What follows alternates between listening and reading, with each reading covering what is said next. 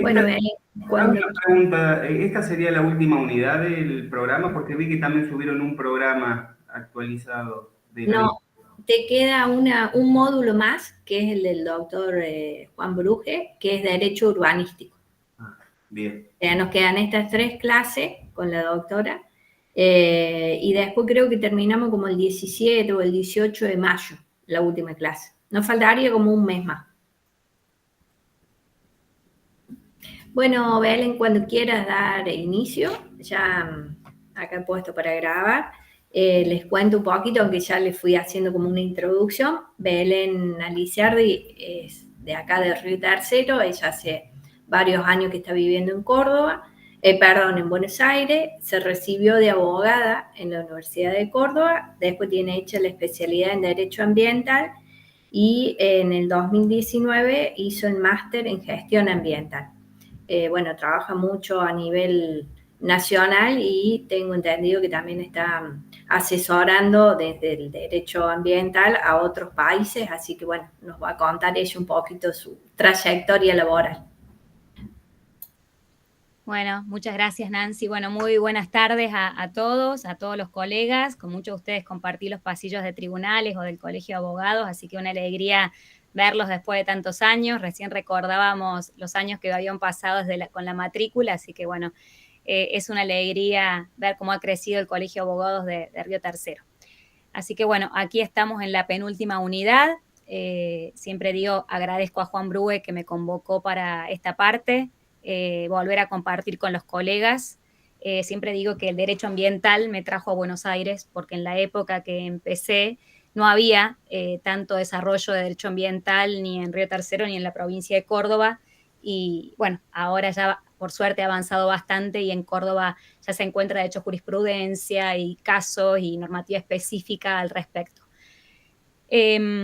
Sí, justo ahí, como comentaba Nancy, yo vivo en Buenos Aires y acá en Buenos Aires coordino la maestría en Política, Derecho y Gestión Ambiental de la Universidad Austral, así que después les puedo compartir ahí algunas jornadas que hacemos online, que muchos colegas de Río Tercero se suelen sumar, y también estoy de gerente de sostenibilidad del Parque Empresarial Austral, que es de la Universidad Austral, que son 90 empresas. Ahí me dedico a hacer los planes de gestión ambiental de las empresas del parque y asesoro a través del BID, que es el Banco Interamericano de Desarrollo, a países como en temas de sostenibilidad. Actualmente estoy asesorando a Perú y a República Dominicana.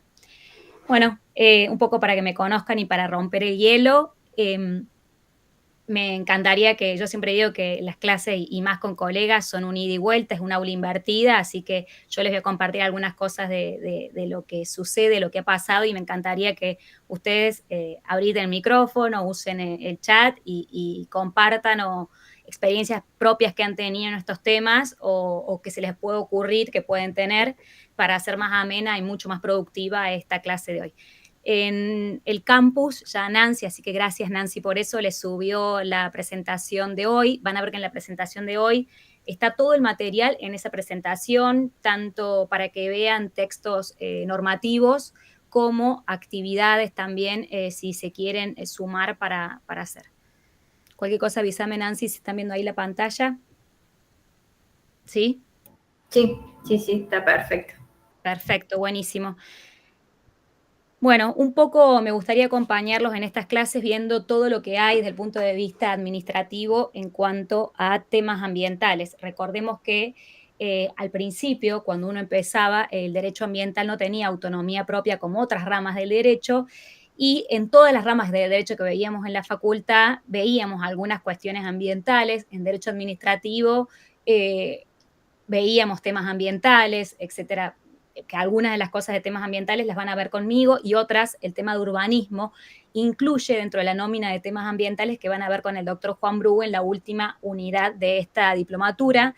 Pero también, por ejemplo, en derecho penal, también se ven cuestiones ambientales, de hecho, específicamente en el capítulo, digamos, de delitos contra la salud pública, y más ahora que hay proyectos de reforma del Código Penal, cambiando el nombre de ese capítulo y poniéndole ahora, delitos contra el ambiente, más que contra la salud pública. Y también en otras ramas, en derecho constitucional, es una parte en donde también se ha analizado temas de derecho ambiental, porque justamente el origen del derecho ambiental en Argentina, como lo ha sido en otros países, es en el derecho constitucional. y de ahí la importancia es un poco lo que voy a romper. Un poco spoileando lo que yo les contaba recién en base a las unidades que siguen, los invito a que un poco para hacerlo más interactivo, ahí tienen este es un programa que se llama Mentis, que es para que participe el público, y ahí pueden escanear el código QR y tienen que elegir una o dos palabras que les parece a ustedes que incluyen los temas ambientales, y si no, yo les voy a pegar también, o le pido a Nancy ahí que pegue en el chat el primer link que te compartí, Nancy, para que voten y sobre qué palabra se les viene a la cabeza cuando ustedes hablan del tema ambiente en general, ¿no? Así que los invito a que nos tomemos unos segundos, un minuto, para que participen y a ver qué se les ocurre a ustedes. Por ahora no hay ningún voto, así que los invito a que escaneen el código QR o que... Ahí te paso el link, un segundito. En el chat, gracias, así no dejo de compartir. Pueden escribir en Mentis o eso, o pueden escanear el código QR con el celular y escribir desde el celular, ¿sí?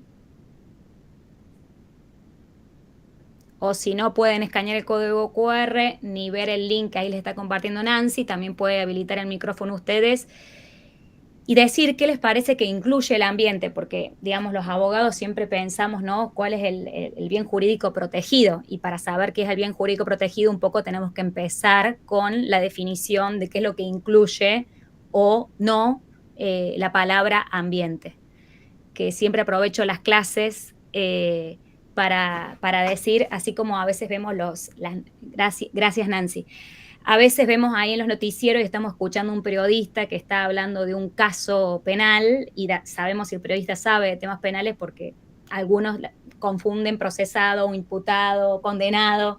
Bueno, en temas ambientales pasa exactamente lo mismo. Por eso me gustaría que estas 3 clases que vamos a compartir juntos nos vayamos con el lenguaje correcto para hablar de estos temas, que para mí es lo más importante para que hablemos, digamos, con propiedad más en los tiempos que corren, que todo es lo mismo, decirles que todo no es lo mismo.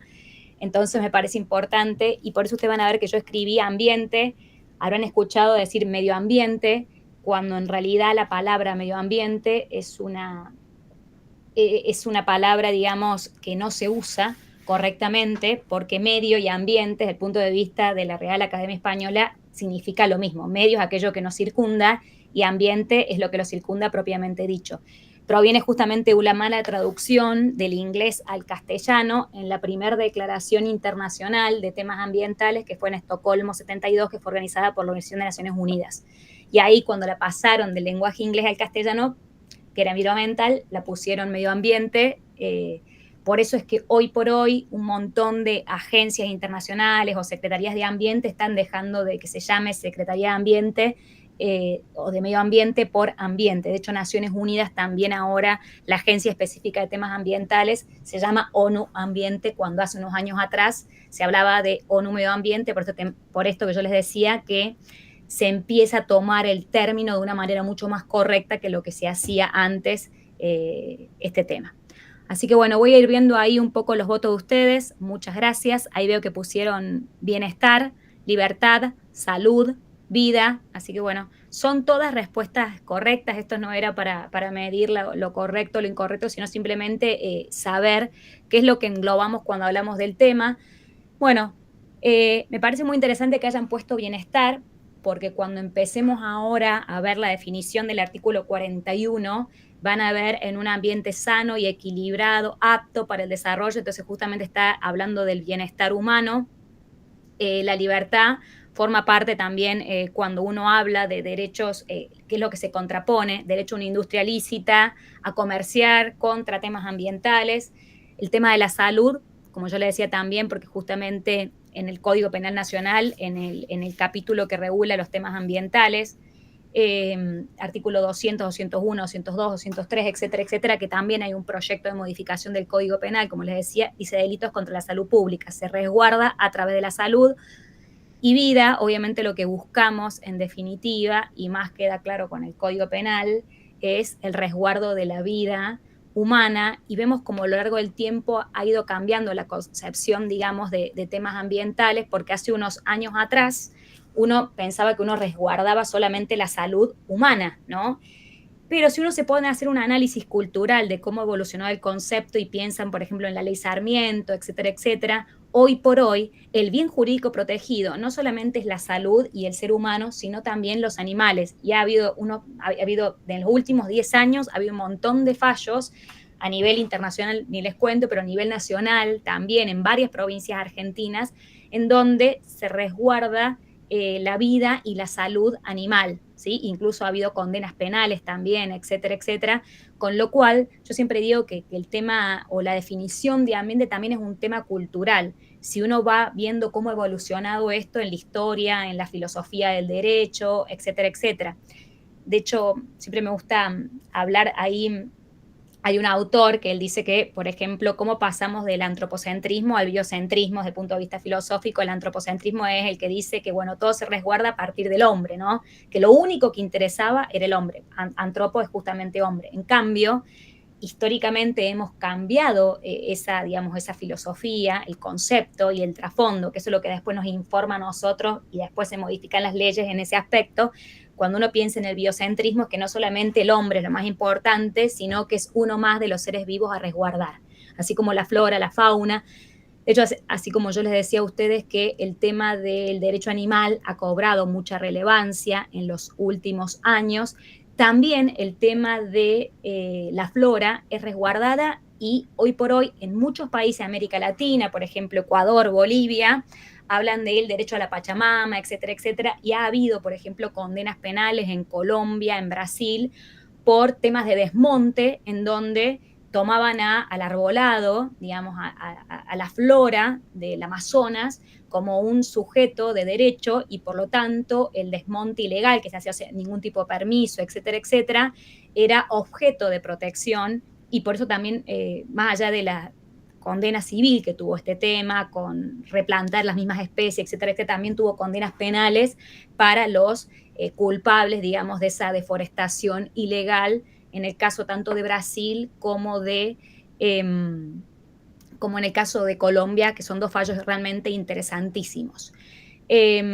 Como verán, como en todos los ámbitos del derecho, el derecho ambiental no ha escapado a la historia y el motivo de la protección de este tema, y es por eso que hoy por hoy hay proyectos de reforma tanto en el Código Penal, y también si ustedes se ponen a analizar y ven la última versión, digamos, el último Código Civil y Comercial de la Nación, aparece ya los temas ambientales canalizados a través del código, ¿sí? Que eso ha sido un adelanto también para la época, producto de todo el contexto, la doctrina, la jurisprudencia. Y si uno se pone a pensar, que yo le decía, bueno, cuando veíamos las palabras que ustedes habían votado acá en el Mentis, en los temas ambientales, pensemos que la primera norma de derecho que nuestro país ha resguardado los temas ambientales es la Constitución Nacional en la reforma del 94 con el artículo 41, ¿no? Entonces es una forma de constitucionalizar una rama del derecho como es el derecho ambiental. Entonces imagínense la magnitud y la importancia que ha tenido este tema. Y ahora vamos a ver un poco los motivos, los hechos. Bueno, vi que esas fueron todas las palabras que aportaron, así que gracias. Después también le voy a compartir a Nancy los motivos, las palabras que ustedes fueron compartiendo. Y como yo le decía, es importante por eso, y por eso quería empezar hoy con qué es lo que dice la Constitución Nacional a partir de la reforma del 94. Recordemos que la Constitución, antes del año 94, la Constitución de 1853, no mencionaba expresamente los temas ambientales, pero si uno hacía un análisis profundo de la Constitución, encontrábamos en el preámbulo. Y el preámbulo dejaba leer entre líneas justamente la protección que había hacia los temas ambientales, y esto también se veía reflejado para, por ejemplo, el artículo 33, ¿se acuerdan el famoso artículo de los derechos implícitos, que eran aquellos no expresamente mencionados por el convencional constituyente o por el legislador? Y en esos temas ambientales, y ahí se incluían justamente de manera no expresa el tema ambiental.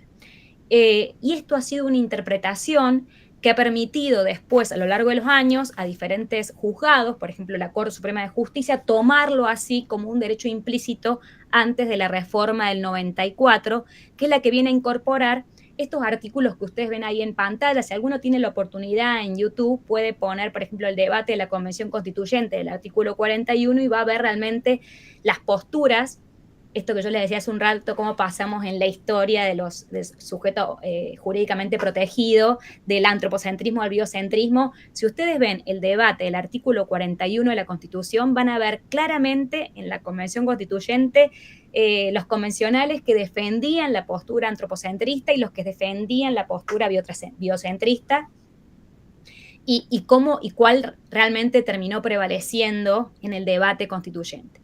Después, así como el artículo 41, recordemos el título de este nuevo capítulo, Nuevas Garantías, ¿sí? Esto es importante porque los derechos, para hacerlos realidad, existen las garantías, ¿no?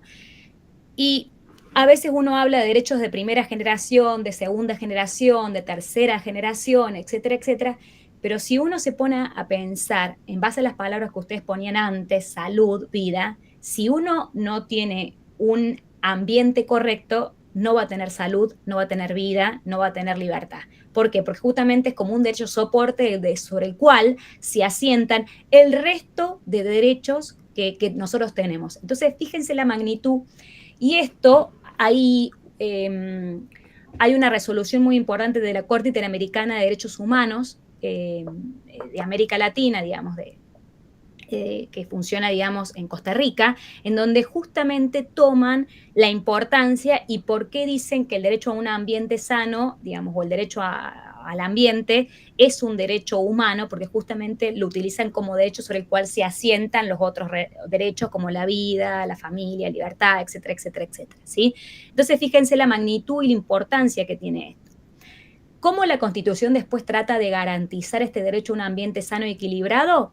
Después vamos a analizar el artículo justamente 43, que habla de la famosa figura del amparo, ¿sí? Pensemos que en Argentina muchos años no tuvimos, primero el amparo se creó vía jurisprudencialmente con el famoso caso Siri-Cot, y después se creó con una norma que justamente es la ley de amparo, que si bien la ley de amparo no regula específicamente el amparo ambiental, tiene que ser leída la ley actual de amparo de Argentina, que ojalá que en algún momento se modifique, junto con el artículo 43 de la Constitución Nacional y junto con una ley que después vamos a mencionar, que es la 25675, que es la Ley General del Ambiente, que también regula y menciona ciertas cuestiones vinculadas al amparo ambiental, como son los sujetos protegidos, etcétera, etcétera.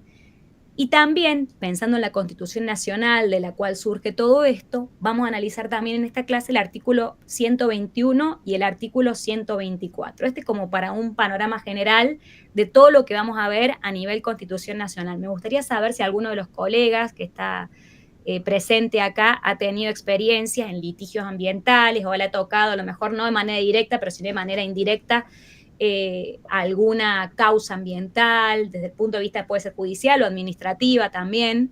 Me encantaría que si alguno ha tenido experiencia, o a lo mejor no, pero ya nos puede tocar, porque hoy por hoy todo tiene inmerso un tema ambiental. Si alguno de ustedes ha tocado temas ambientales, ahí Franco levantó la mano. Sí, Franco, te escuchamos. Ahí habilito la cámara. ¿Qué tal? Buenas tardes. Sí, Gracias. a mí me tocó atender un amparo ambiental. Yo no soy abogado, pero sí he sido secretario de gobierno de la Municipalidad de Villa Yacanto y tuvimos un tema presentado, un amparo ambiental presentado por una asociación civil sobre una obra hídrica que se iba a hacer sobre el río El Durazno. Entonces, bueno, yo tuve que estar representando, digamos, al ejecutivo del municipio dentro de esa cuestión. Qué interesante, Franco. ¿Y la causa se sigue tramitando o ya se terminó de tramitar? ¿Cómo terminó? Se llegó a un acuerdo, a una conciliación. Yo después salí de la gestión, no sé cómo habrá terminado, pero lo que solicitaba la asociación era que se hiciera un estudio de impacto ambiental sobre esta obra, y y por el otro lado estaba la municipalidad, porque una obra municipal y el Ministerio de Economía Circular, a través de la Secretaría de Ambiente de Provincia, que se decía que no hacía falta, en realidad, o sea, legalmente no estaba obligado a hacer un estudio, porque además del tema de los tiempos, y un requerimiento, se planteó ahí una cuestión media complicada, que el requerimiento, digamos, de un servicio fundamental para la vida, por un lado, y después eso se dio en un contexto y en un marco de una inflación del 20-25% mensual, entonces cualquier cosa podía retrasar, entonces bueno, se llegó a un acuerdo entre partes que se iba a hacer un informe técnico. Y en ese sentido, ahí quedó zanjada la situación. Nunca hubo una cautelar de no innovar, ¿no? O sea, mientras se presentó el amparo, seguía adelante la obra sin ningún problema, pero hubo que atenderla desde el punto de vista administrativo por nosotros, por el Ejecutivo. Bueno, a partir de eso yo también hice una diplomatura en ética climática, que la terminé en agosto, porque me pareció muy rico tener toda esa información dentro de lo que son las gestiones locales, que prácticamente nadie está capacitado en temas ambientales. Muchas, Frank, muy cierto lo que vos decís. Dos comentarios. Una, eso que pedía la Asociación de la Evaluación de Impacto Ambiental es otro, dentro de la Ley General del Ambiente 2575 hay un capítulo específico de esa ley que habla de cómo es la evaluación esa de impacto ambiental que decía Franco, y que qué bueno que hayas hecho esa capacitación en ética climática, porque el tema del cambio climático es un tema que nos alcanza a todos, lo vemos con el cambio de los regímenes de lluvia, el cambio de uso de suelo, cómo ha cambiado, etcétera, todas estas cuestiones, y justamente es el producto por la falta de capacitación, así que qué bueno que estemos todos acá en esta diplomatura un poco para capacitarnos y que hayas hecho esa capacitación, me parece re interesante. El tema de cambio climático lo vamos a tocar, especialmente en la clase que viene, así que es un tema que lo vamos a analizar desde el punto de vista administrativo y qué es lo que se puede hacer a nivel ordenanzas para prevenir, porque uno busca, no solamente vamos a hablar hoy de lo que se resguarda a nivel constitucional, sino también en la clase que viene hablando de ordenanza y cómo los municipios pueden acoger y proteger estos derechos ambientales. Así que gracias, Franco, ahí por el aporte.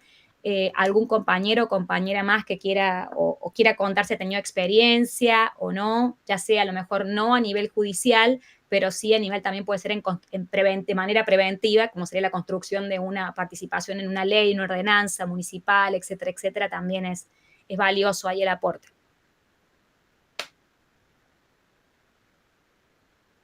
Bueno, ojalá que después de esta diplomatura muchos levanten la mano y digan yo participé en un amparo, participé en una ordenanza, así que un poco lo que buscamos con la diplomatura es eso, ¿no? Bueno, este es el panorama. Yo hace un rato les fui diciendo que la primera vez que nuestra Constitución Nacional toma este tema, y un poco, antes de eso, para cerrar el tema de la definición de lo que incluye el tema del ambiente, y después lo vamos a analizar más en profundidad en el artículo 41, vale decir que cuando uno habla de temas ambientales, habla no solamente de temas ambientales propiamente dichos, como sería el resguardo que yo les decía de la flora, la fauna y de la salud del hombre, o sea, a cuestiones naturales, cómo influye la contaminación del agua, del suelo, del aire, el cambio climático, etcétera, etcétera, sino que también el ambiente, en sentido amplio, incluye también todo el tema cultural. Cuando yo digo el tema cultural, por ejemplo, el lenguaje, las costumbres, el idioma, el patrimonio arqueológico, el patrimonio cultural, las esculturas, la Plaza San Martín en Río Tercero, etcétera, etcétera, eso también forma parte del ambiente, porque hay un ambiente natural y hay un ambiente social. Entonces también es importante que sepan que uno puede hablar de un daño al ambiente, no solamente un daño a un recurso natural propiamente dicho, sino también a un recurso o alguna cuestión, alguna obra y demás, ¿sí? Eso también me gusta que quede claro el concepto, así que de acá nos vamos sabiendo que se dice ambiente y no medio ambiente, y que sabemos que incluye el ambiente natural y el ambiente social, que es todo lo cultural, etcétera, etcétera. que nuestra Constitución se reformara en el año 94 y que incorporara temas ambientales, a lo mejor para algunos puede parecer que era sumamente novedoso, si bien lo era, pero si ustedes se ponen a ver cómo estaba el contexto latinoamericano a este tema, van a ver que desde el 72 al 99 todos los países de la región fueron incorporando en sus constituciones. Por eso un constitucionalista chileño, que es Brañes Ballesteros, habla del famoso movimiento del constitucionalismo verde. Le fui poniendo ahí los países y los años para que vean cómo los países de la región, y que Argentina no fue uno de los primeros, sino al contrario, uno de los últimos en tomar este tema y hacerlo propio en la Constitución Nacional, fue reformulando, digamos, sus constituciones para incorporar el tema, pero no de una manera porque se nos ocurrió y lo llevaron adelante. Cuando yo les contaba cómo había surgido el tema, digamos, de si era ambiente o medio ambiente, les mencioné la primera declaración internacional de Naciones Unidas y le dije Estocolmo 72, ¿sí? Entonces, este fue un tema que surgió primero a nivel internacional, ¿sí? Por todos los países que conforman Naciones Unidas, y después esto fue calando en el resto de los países que forman Naciones Unidas, ¿no? Y por eso Panamá 72, Panamá se inspiró en Estocolmo, y a nivel internacional podemos decir que todos los años hay, digamos, diferentes reuniones de Naciones Unidas. Las más importantes para destacar es, como decíamos, Estocolmo 72, después Río 92, que se refiere a Río de Janeiro, ¿sí? Después 2002, Johannesburgo, que es en África, 2012, que tuve la oportunidad de participar personalmente, que fue de nuevo en Río, por eso se llamó Río +20, en donde los países, la sociedad civil, las empresas debaten sobre los temas importantes a nivel internacional, temas ambientales que tienen que tener relevancia y cómo se debería resguardar.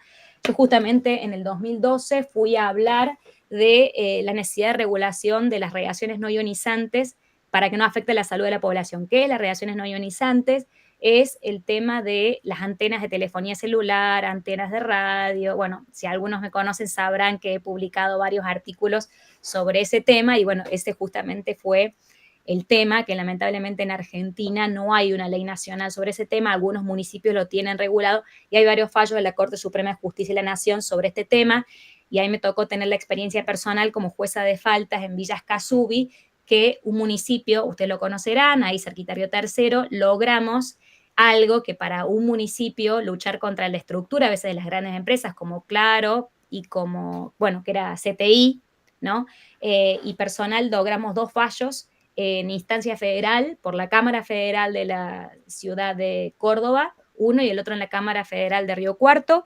Logramos que ganara el municipio de Villa Escazú porque habíamos hecho una ordenanza de resguardo de uso de suelo y de protección de la salud de los vecinos, en donde se establecía que, hablando de lo que pueden hacer las ordenanzas desde el punto de vista de la prevención, ¿no? De la salud, logramos que una antena que se había instalado antes que de la modificación de esta ordenanza tuviera que ser relocalizada por el resguardo de la salud de la población de Villa Escazú.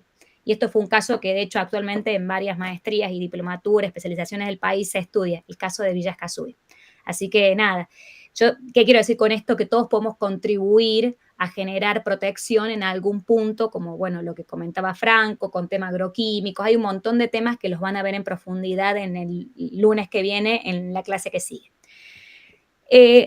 Después de estas líneas de protección, de hecho, bueno, yo les comenté de Johannesburgo y así sucesivamente Naciones Unidas se junta cada X tiempo para resguardo. Por ejemplo, el año pasado en Azerbaiyán fue la Conferencia de Naciones Unidas de Cambio Climático. Atento a que el compañero mencionaba el cambio climático. Este año la Conferencia de Cambio Climático anual se lleva adelante en Belén, en Brasil. Entonces, es muy importante ver qué es lo que se habla en el ámbito internacional también, porque en definitiva, más antes o más después, lo que se regule o quede establecido a nivel internacional termina repercutiendo en el ámbito nacional, provincial y municipal en nuestro caso.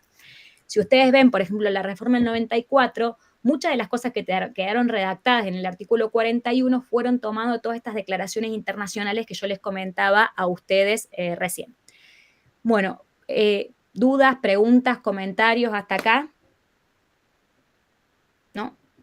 Bueno, continuando un poco con este tema, yo recién les decía, antes del año 94, para que ustedes se den una idea cuál fue la primera normativa de Argentina, y para quienes les gusta la historia les recomiendo un libro de un economista que se llama Elio Brailovsky, ya fallecido, así que le dedico estas palabras a él, Historia Verde, que cuenta la historia de nuestro país desde la época del Virreinato del Río de la Plata, de cómo fue cambiando la regulación ambiental desde la época del Virreinato hasta el año, creo que 2010, que es la época cuando publica, digamos, el libro Historia Verde de nuestro país. Elio Brailovsky y Elsa Fogelman son los autores de este libro, y él cuenta ahí en el libro, que es cortito, nosotros, por ejemplo, en Villa Escazú se los regalábamos a los chicos de los colegios como para que empezaran a estudiar temas ambientales. Este libro cuenta que el primer protector de temas ambientales, aunque parezca mentira, en nuestro país fue Manuel Belgrano. Nosotros lo conocemos porque creó la bandera, etcétera, etcétera, pero también el primero que empezó con temas de resguardo de uso de suelo, si la agricultura tenía que ser rotativa, de cuáles son las especies de la flora que debían ser resguardadas. De hecho, él le presentó un proyecto al virrey en su momento acerca de estos temas, así que también vale, yo siempre digo que el primer ambientalista fue Belgrano, así que eso es un tema para recordar y ver cómo ha ido cambiando. Y así a lo largo de los años, hasta el año 94, encontramos la reforma, y es muy interesante ver que antes de que la reforma en el año 92, ¿sí? O sea, antes del Pacto de Olivos, de Alfonsín y Menem, etcétera, etcétera, hubo en la Cámara de Diputados de la Nación 2 proyectos en donde decía, no modifiquemos la Constitución, sino que creemos un nuevo cuerpo normativo donde regule todos los temas ambientales fuera de la Constitución Nacional. Ahí, para quienes les gusta la historia, un poco para que investiguen estos proyectos, que estos proyectos después fueron tomados en leyes sectoriales de bosques, de agua, etcétera, etcétera, así que les recomiendo para que chusmeen este punto. Y así es como llegamos al famoso Pacto de Olivos, la designación, la elección de los convencionales constituyentes, que yo les decía, aprovechen y vean el debate, en donde, como yo les comenté antes del 94 teníamos el preámbulo, el famoso artículo 14 bis, porque como yo les decía, tener un ambiente sano resguarda otros derechos que no podrían ser ejercidos si no tenemos un ambiente sano. No tendríamos vida posible para ejercer ninguno de nuestros derechos.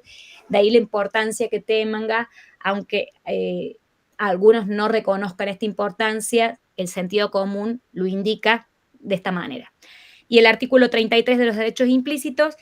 Y fíjense que, de hecho, antes de que empezara el debate constituyente y lo que se dice, antes de la reforma del 94, hay 2 fallos importantísimos en nuestro país. Quiero que vean las fechas especialmente de los fallos. Saladeristas y Catán contra Gobierno Nacional. Saladeristas es un fallo, para quienes son más grandes, recordarán que los saladeros eran donde se salaban ¿se acuerdan? La carne, se sacaba el cuero, etcétera, etcétera, para el tratamiento, etcétera, etcétera. ¿Y qué pasaba? Tuvimos un caso muy interesante en Villa Escazú por un saladero clandestino que tuvimos que ordenar la clausura porque en el tratamiento, lavado de cueros, no solo se utilizan ciertas sustancias que son tóxicas. Entonces eso contamina el agua, el suelo, si no se realiza el debido tratamiento. Entonces, este caso saladerista, fíjense, es un fallo el primer fallo ambiental en nuestro país. Cuando ustedes le digan, ¿cuándo empezó el tema ambiental? 1887. Fíjense, un fallo que es increíble porque ustedes lo leen hoy y parece que fuese escrito ayer. Y a pesar de eso, han pasado más de 100 años de este fallo de la Corte Suprema de Justicia de la Nación, cuando todavía no tenían la reforma del 94. Entonces, yo siempre digo que los avances o cómo uno ve las cosas es más fácil o más difícil, depende del contexto. Imagínense para la Corte tener que sacar un fallo para proteger temas ambientales cuando no estaba la reforma del 94, había muy pocas leyes ambientales, no estaba el contexto cultural. Entonces realmente esto, yo siempre digo, vale la pena felicitar y pensar y reivindicar a la Corte Suprema de ese momento por este fallo. Se dice que realmente es el primer leading case porque es el primer fallo ambiental. Y era un caso en donde había un montón de saladeros ubicados en la vera del hoy Riachuelo, ¿sí? En donde la provincia de Buenos Aires, como el río de la Plata, etcétera, etcétera, se utilizaba de balneario, la gente se bañaba porque era un agua, digamos, que no estaba contaminada, etcétera, etcétera. ¿Qué pasó? La provincia de Buenos Aires se dio cuenta que si los saladeros seguían tirando sus desechos al río, no iban a poder más utilizarse para los baños públicos que tenían en ese momento porque iban a contaminar justamente el agua del río. Entonces sacó una ley que ordenaba a los saladeros relocalizarse y tener un determinado sistema de tratamiento para evitar la contaminación del agua que estaba sucediendo. Los saladeros de esa época demandaron a la provincia de Buenos Aires y dijeron, no, nosotros nos instalamos antes que vos hicieras esa ley, ¿no? La famosa teoría de los derechos adquiridos, ¿sí? Desde ya les digo, para que quede claro acá, y total se está grabando, que no hay derechos adquiridos en cuestiones ambientales. Esto fue algo que nosotros en Villa Escazú planteamos en la causa justamente de las antenas de telefonía celular, porque la empresa también decía, yo me instalé en este lugar antes que vos modificar la ordenanza de uso de suelo de antenas de telefonía. Y así como la Corte Suprema de Justicia de la Nación lo dijo desde 1887, que lo viene diciendo, también la Cámara Federal de Río Cuarto y de la Cámara Federal lo dijo y lo repitió tomando el fallo de saladeristas. Entonces, en este caso, la Corte, les recomiendo, si a alguien le interesa y no consigue el fallo, yo se lo puedo pasar, no es largo el fallo, y tiene varios mensajes importantes este fallo. Por un lado, decir esto de que no hay derechos adquiridos en cuestiones ambientales, ¿sí? Si bien no hablaban al derecho a un ambiente, digamos, sano y equilibrado, porque no estaba en la Constitución Nacional, sí hablaban del tema de el derecho a la salud, ¿sí? Ese fue un primer punto. Y segundo punto es que hablaban de que el poder de policía para la regulación de una ley, de una ordenanza, correspondía a la jurisdicción en la cual estaba ubicado ese recurso. ¿Por qué? Porque los saladeristas habían dicho que no era competente la provincia de Buenos Aires para dictar una ley que los ordenara relocalizarse, ¿sí? Entonces, realmente fue de avanzada este fallo, no solamente por empezar a pensar de que no hay derechos adquiridos, porque se sabe que los descubrimientos y la ciencia puede tardar más años, menos años, y el derecho, ¿sí? Y la regulación, las leyes, las ordenanzas siempre van mucho atrás que el descubrimiento. Entonces, obviamente que las leyes, las ordenanzas salen mucho después que estos temas. Por ejemplo, pensemos en el cigarrillo, cómo se descubrió que el cigarrillo, la nicotina era perjudicial para la salud y después comenzaron a salir las leyes y las ordenanzas que prohibían fumar en lugares cerrados, y en Estados Unidos esto fue un caos. Las compañías, digamos, de cigarrillos demandaron a un montón de estados en Estados Unidos y terminaron perdiendo justamente, y en Estados Unidos las cortes de los estados le terminaron diciendo lo mismo, no hay derechos adquiridos en cuestiones ambientales. Entonces me parece dos puntos importantes a señalar acá, que es lo de los derechos adquiridos y del poder de policía ambiental. Recordarán ustedes que si yo les pregunto a ustedes en Argentina, ¿qué se creó primero? ¿Las provincias o el país? El Estado Nacional. Las provincias son preexistentes. Exactamente. Entonces, gracias, Franco. No sos abogado, pero pareces abogado, Franco. Esto que yo les decía a ustedes, como las provincias son preexistentes, el poder de policía ambiental lo tienen originariamente las provincias, ¿sí? Y por eso, cuando se reforma después, en el 94, la Constitución, el constitucionalista argentino, ya fallecido, Vidar Campos, él dice, bueno, con la Constitución del 94 se produce una nueva delegación legislativa. ¿Qué significa una delegación? Significa que las provincias ceden parte de ese poder de policía ambiental hacia la nación. ¿Para qué? Para que la nación dicte lo que hoy se conoce como leyes de presupuestos mínimos. Y es por eso que hoy los temas ambientales concurren, o sea, son varios los que los pueden regular. Por un lado la nación con las leyes de presupuestos mínimos, por otro lado las provincias con sus constituciones, otras leyes, y también los municipios con sus ordenanzas. ¿Qué significa? Todos podemos regular temas ambientales con el único requisito que si hay una ley de presupuestos mínimos, nosotros tenemos que ir por encima de la ley de presupuestos mínimos, nunca por debajo. Y las leyes de presupuestos mínimos no son leyes de adhesión. ¿Qué significa esto? Las leyes que son de adhesión son las famosas leyes que al final, en el último articulito, dice si invita a las provincias y a la ciudad autónoma de Buenos Aires a adherir. Yo me doy cuenta si un diputado o un senador nacional en el Congreso de la Nación sabe o no de temas ambientales, porque si una ley de presupuestos mínimos pone como último artículo se invita a las provincias y a la ciudad autónoma de Buenos Aires a adherir, yo digo, este diputado, este senador no sabe nada. lamentablemente pase, y tengo varios ejemplos, no vamos a dar nombres, pero hay varios ejemplos de diputados y senadores que así lo han puesto en sus proyectos. Y lo importante señalar acá es que las leyes de presupuestos mínimos, al no necesitar adhesión, significa que de manera automática las provincias y los municipios deben aplicar lo que haya dispuesto el Congreso de la Nación en una ley de presupuestos mínimos, ¿sí? Habiendo ya analizado el fallo de Saladeristas, que después se los puedo compartir, otro ejemplo también de fallo, digamos, paradigmático, pero ya no del máximo, digamos, orden judicial argentino, que es la Corte Suprema de Justicia de la Nación, sino un fallo, acá tenemos un fallo de primera instancia, pero no por ser de primera instancia, no es menos valioso porque realmente fue muy importante y muy valiente el juez que así lo resolvió, es el fallo Catán contra Gobierno Nacional. Las toninas son como una especie de delfines, ¿sí? Y este era un fallo porque en una de las provincias argentinas se había autorizado que unas empresas chinas, 1983, pensemos en el año, todavía no estaba la reforma del 94, no había nada. Se había autorizado la caza, digamos, de estas especies sin, hace un rato Franco dijo, cuando uno hace algo necesita una evaluación de impacto ambiental. Bueno, sin ningún tipo de evaluación, no se sabía si se estaba en época de desove, si se estaba en época de reproducción de la especie. Entonces, imagínense el impacto que podía tener en nuestros mares, y más una especie que para Argentina es protegida, si se cazaba o se pescaba esta especie, a lo mejor esa especie, digamos, estaba reproduciéndose en ese momento, el impacto realmente en los mares argentinos, en la fauna acuática que podía tener. Entonces, Catán, que es un abogado, ya también lamentablemente fallecido, pero imagínense la importancia. Fue declarado ciudadano ilustre por este fallo y también por el Colegio de Abogados de la Ciudad Autónoma de Buenos Aires.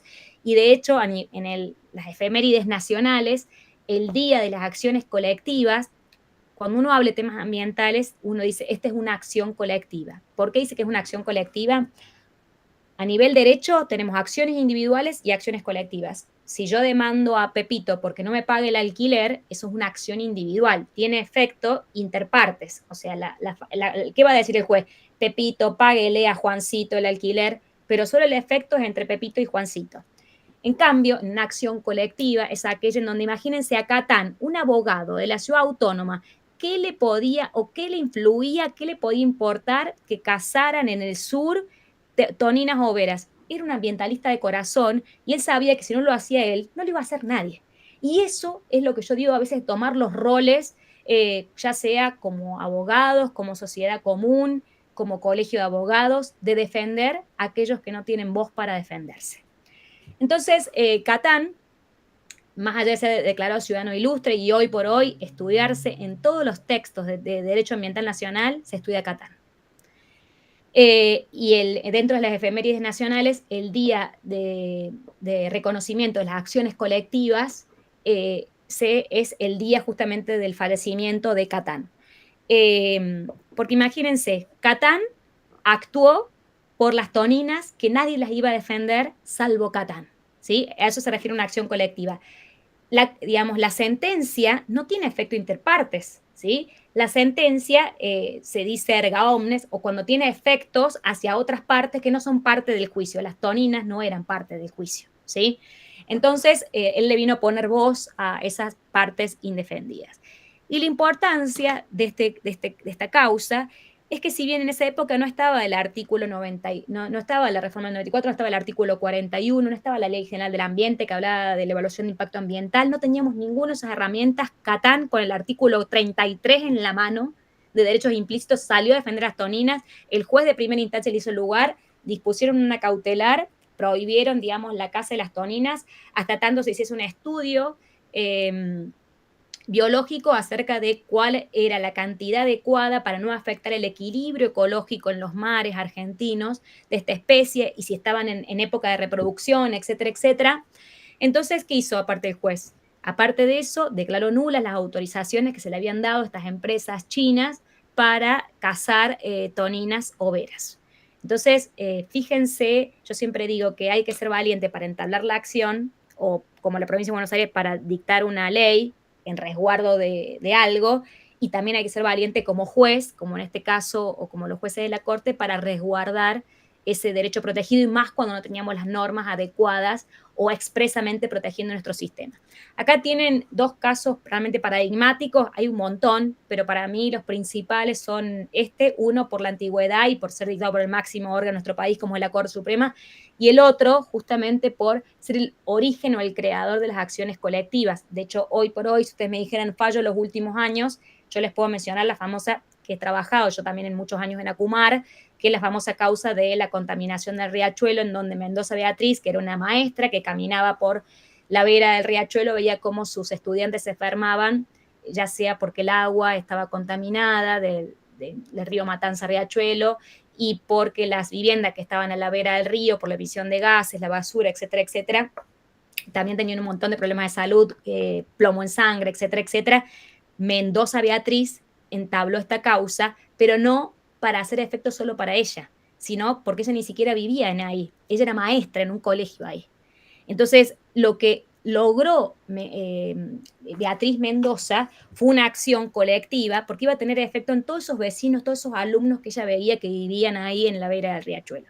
Pero es mucho más fácil, este fue un fallo también de la Corte Suprema de Justicia de la Nación, esta fue una causa, digamos, entablada en el año 2005, pero obviamente no le quito valor. Lo que quiero decir es que era mucho más fácil teniendo el artículo 41, un montón de otras leyes, etcétera, etcétera, ¿no? Pero bueno, podríamos decir que un ejemplo de un fallo ambiental luego del 94 que cambia también el panorama ambiental jurisprudencial de nuestro país.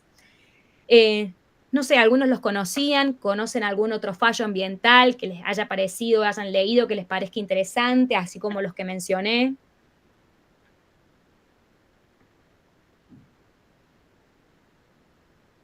¿No?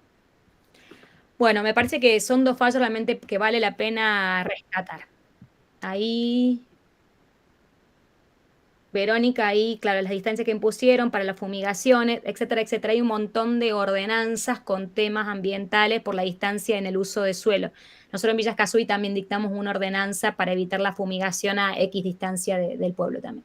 Ese también es un tema interesante que muchos municipios deberían ser regulados si no lo han hecho hasta este momento.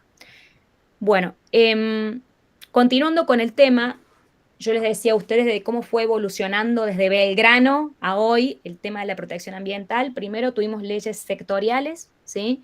Pero después, ¿qué pasó? Yo les comenté a partir de Estocolmo 72 que empezaron a haber un montón de tratados internacionales que protegían los temas ambientales. Las provincias, como eran las dueñas y preexistentes del poder de policía ambiental, empezaron a dictar normativas. De hecho, antes del 94, muchas constituciones de nuestro país, de hecho, la Constitución de Córdoba, más allá que después se reformó en el 2001, ya tenía protegido los temas ambientales antes del 94, sin perjuicio de eso, después del 94 muchas constituciones provinciales también tuvieron que ser reformuladas para estar en sintonía con el artículo 41 de la Constitución Nacional. Después se reforma la Constitución en el año 94 y empiezan ahora vamos a ver que en el 41 dice la nación tiene que dictar esas leyes de presupuesto mínimo, ese piso, ¿no? Y se tomó su tiempo el legislador nacional, porque recién del 94 la primera ley de presupuestos mínimos en el año 2002. Imagínense todo el tiempo que no hizo nada y no dictó ninguna ley de temas ambientales. Se tomó sus años, ¿no? Un poco para que vean la Constitución Nacional, van a ver que son 5 párrafos, todos realmente valiosos. Me gustaría que analizáramos esos 5 párrafos en profundidad cada uno de ellos, porque esto es la base para que entiendan a lo mejor el resto, digamos, de la materia o estas clases. En el primer párrafo dice, todos los habitantes gozan de un derecho a un ambiente sano, equilibrado, apto para el desarrollo humano y para que las actividades productivas satisfagan las necesidades presentes sin comprometer las generaciones futuras y tienen el deber de preservarlo. Acá varios comentarios, más allá que espero que puedan ver el debate, que lo va a decir de manera mucho más interesante que yo, porque fueron actores y por qué quedó redactado de esa manera. Fíjense ustedes que dice habitantes, no dice ciudadanos. Eso está en sintonía con la terminología, por ejemplo, de preámbulo, ¿no? Todos los habitantes de la nación, etcétera, etcétera. Bueno, gozan. ¿Por qué se puso gozan y no otra palabra? Esto también tiene que ver con la amplitud del derecho. el derecho a un ambiente, fíjense que dice ambiente, no dice medio ambiente, sano.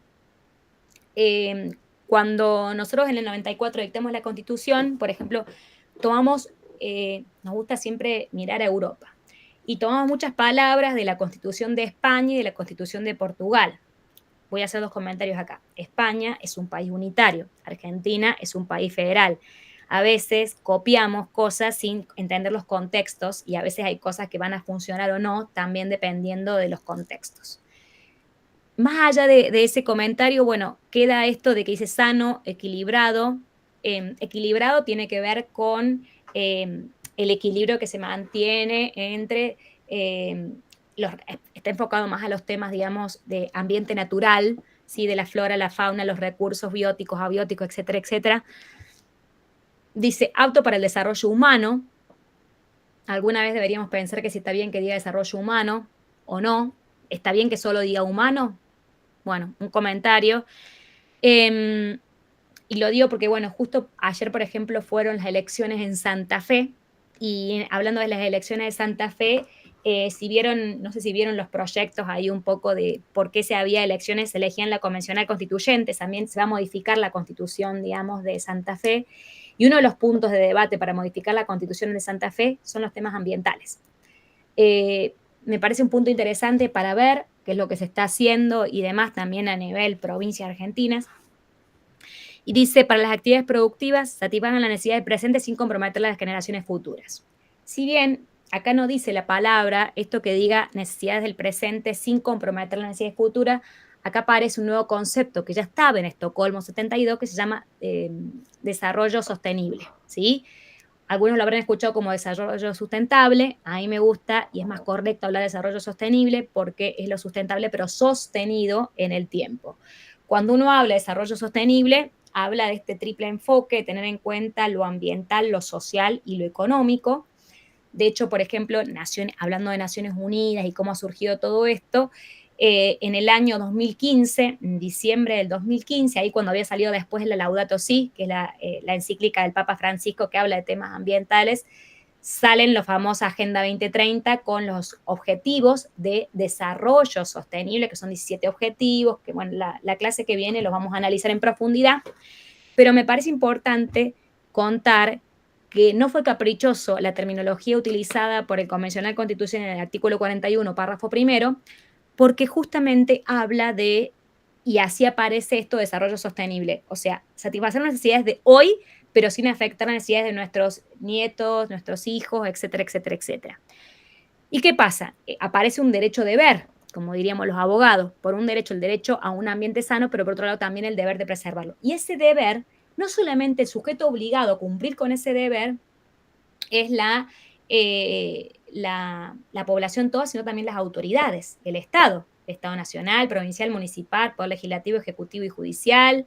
Por eso después hay muchas causas, y ahí les recomiendo un libro que publiqué, mi tesis de mi especialización, que es la responsabilidad del Estado por omisión ambiental, que habla justamente de no solamente si se ocasiona un daño ambiental, no solamente es responsable a lo mejor una empresa que contaminó porque tiró los líquidos cloacales sin tratar a un río, sino también el Estado que no controló que esa empresa no tirara esos líquidos cloacales sin tratar, ¿no? Entonces hay responsabilidades por acción y responsabilidades por omisión. Generalmente las autoridades que tienen el deber de controlar son las que tienen el deber de actuar. Entonces, si no actúan, hay una omisión, ¿sí? Así como, por ejemplo, que hoy no tengamos una ley de radiación no ionizante es una omisión del Poder Legislativo Nacional, que también es responsable. Cuando uno habla de omisiones, puede haber omisiones del Poder Ejecutivo, del Poder Legislativo y también del Poder Judicial. Este párrafo es muy interesante, y simplemente para decirlo al pasar, porque después vamos a analizar cada uno en profundidad. El párrafo 2 del artículo 41 habla del daño ambiental. Por eso le decía, fíjense la importancia que tiene nuestra Constitución, que constitucionaliza. Es el único daño que está constitucionalizado en nuestra Constitución Nacional. O sea, no hay ningún otro daño está en la Constitución Nacional, salvo el daño ambiental. El daño ambiental genera prioritariamente la obligación de recomponer según lo establezca la ley, porque después hay leyes específicas que regulan el tema del daño ambiental, entre ellas la 2575, la Ley General del Ambiente, tiene un capítulo específico de daño ambiental, define qué es el daño ambiental, etcétera, etcétera. ¿Y por qué puso genera prioritariamente la obligación, digamos, de recomponer, porque si no está el famoso caso del contaminador pagador. ¿Qué significa esto? Me conviene contaminar y pagar una multa que no dañar. Entonces, para evitar que paguemos una multa y sigamos dañando el ambiente, es que ponen eso que dice prioritariamente, o sea que primero vos tenés que tratar de remediar o recomponer ese daño y volver las cosas al estado anterior, ¿sí? El párrafo 3 dice, las autoridades, cuando uno dice las autoridades, se está refiriendo a todas las autoridades, nacionales, provinciales, municipales, poder legislativo, ejecutivo, judicial, etc. Sin distinción, no distingue. Cuando decimos las autoridades, esa es su máxima expresión. Proveerán, ¿sí? Fíjense ustedes que en el debate constituyente era muy interesante porque acá decían, podemos proveer o garantizar, porque algunos decían que garantizar era mucho más amplio que proveer. Es como nosotros los abogados diríamos, usar un término u otro término es una obligación de medios o una obligación de resultado. ¿Qué significa obligación de medio o resultado? Si vos decís proveer, es una obligación de medio. Bueno, yo para evitar esto dicto una norma, ¿sí? Pero si yo digo garantizar, es una obligación de resultado, porque yo a vos te tengo que garantizar algo que sí o sí tiene que pasar. Eso es una obligación de resultado. Entonces, es como que la protección acá es hasta ahí. Vos te podés exceptuar de que por qué no lo garantizaste. Entonces, yo a veces digo que las palabras no fueron elegidas al azar, sino con un motivo de por qué se puso proveer y no garantizar. Fíjense el debate de eso que está muy bueno. A la protección de ese derecho, a la utilización racional de los recursos naturales, a la preservación del patrimonio natural y cultural. ¿Se acuerdan que yo les dije a ustedes que el ambiente, el ambiente natural y lo cultural, que es todo el producto del hombre? Fíjense que entonces ahí vemos como claramente la Constitución protege con la palabra ambiente lo ambiental, propiamente dicho, como lo cultural. A la diversidad biológica, y aparecen dos elementos nuevos que garantizan ese derecho que decimos, que es la información y la educación ambiental. Así como Franco antes contaba lo de esa obra en Yacanto y demás, si la población no estuviese informada y educada, no podría participar del resguardo. Si yo no sé que hay algo que a lo mejor me hace mal, no voy a salir a proteger ese derecho, ¿no? Entonces es muy importante que se garantice, y por eso lo dice la Constitución Nacional y también después la Ley General del Ambiente, la 2575, hablan de la importancia de que los ciudadanos, ¿sí?, estén informados y educados, porque sin información y educación ambiental no podemos garantizar que no se ocasionen daños ambientales y no vamos a garantizar tampoco que iniciemos acciones de amparo, etcétera, etcétera, porque no tenemos la información adecuada para hacerlo. Entonces, por eso es que también esos temas están aquí regulados. Párrafo 4. Corresponde a la Nación dictar las normas que contengan los presupuestos mínimos y a las provincias necesarias para complementarlas sin que en aquellas alteren las jurisdicciones locales. Hace un rato, como bien dijo Franco, que decía, bueno, las provincias son preexistentes, dijimos, se produce una nueva delegación, como decía Vider Campos, en donde las provincias están antes, tienen sus normas ambientales, pero ahora, como la Nación dicta el piso, las provincias tienen que ir encima del piso, ¿sí? Fíjense ustedes que dice la Nación.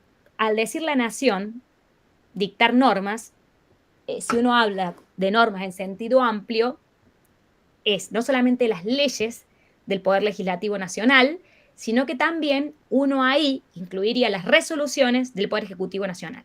Recuerden ustedes que cuando se dicta una ley, después se dicta un decreto reglamentario, que lo dicta el Poder Ejecutivo. Y así como también hay un decreto reglamentario para hacer operativa esa ley, también a veces se dictan resoluciones internas, porque, por ejemplo, la autoridad de aplicación era el Ministerio de Ambiente, y entonces dicta una resolución el Ministerio de Ambiente para hacer operativa esa ley de presupuestos mínimos. Entonces, cuando uno dice nación, no solamente se está refiriendo al Poder Legislativo Nacional, sino también al Poder Ejecutivo Nacional por los decretos reglamentarios, por las resoluciones, etcétera, etcétera. Entonces, cuando decimos normas, nos referimos no solamente a la ley propiamente dicha, sino también a los decretos y a las resoluciones que contengan los presupuestos mínimos de protección y las provincias las complementarias. Si una provincia hoy dicta una norma que está por debajo de una ley de presupuestos mínimos, esa norma que dicta esa provincia es ilegal o inconstitucional. ¿Por qué está? Porque está debajo de los presupuestos mínimos. Y último párrafo, no por eso menos importante, se prohíbe el ingreso al territorio nacional de residuos actual o potencialmente peligrosos y de los radioactivos. Bueno, pensemos. En ese momento, cuando estaba debatiendo esto, había un montón de países que se habían transformado en el basurero del mundo y desechaban residuos. El tratamiento de residuos peligrosos, industriales, por ejemplo, o radioactivos, no se realiza en todas las partes del mundo, y no solamente eso, sino que también es muy caro el tratamiento y son muchos los riesgos que trae consigo el tratamiento y disposición final de residuos peligrosos o radioactivos. Y para evitar que ingresaran residuos de otras jurisdicciones, de otros países, se puso esta cláusula, lo cual me parece magnífico y agradezco que así haya sido, porque de hecho hay un fallo, Schroeder, en donde querían traernos de plantas nucleares como unos aparatos que tenían restos de combustible nuclear para tratar en Argentina. Entonces la Corte le dice, no, pero si la Constitución dice que esto no lo va a poder entrar. Bueno, entonces, y también este punto me parece interesante porque me acuerdo que cuando se dicta esta Constitución, una de las provincias argentinas, no me acuerdo si era Formosa o Tucumán, en su Constitución provincial, decía se permite el ingreso de residuos radioactivos. Entonces, ¿qué pasa?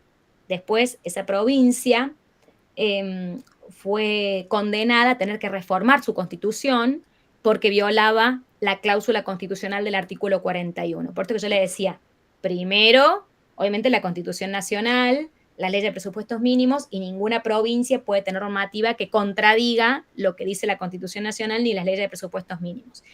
Si ustedes me dicen a mí cómo sería la pirámide, famosa pirámide keynesiana que uno estudiaba, ¿se acuerdan en la facultad de qué vale primero, qué está? Si uno ve la pirámide, arriba de todo está la Constitución Nacional y los tratados de derechos humanos mencionados expresamente en el 75, inciso 22 de la Constitución Nacional. Después, de ahí, teníamos las leyes. ¿Pero qué leyes? Bueno, ahí el punto, las leyes de presupuestos mínimos, como son de aplicación automática en las provincias, están ahí las leyes. Y se acuerdan que después las leyes están todo ley en sentido amplio, que era decretos, resoluciones, etcétera, etcétera. Entonces es importante. Y fíjense, y antes estaban los tratados que no estaban mencionados expresamente en la Constitución Nacional.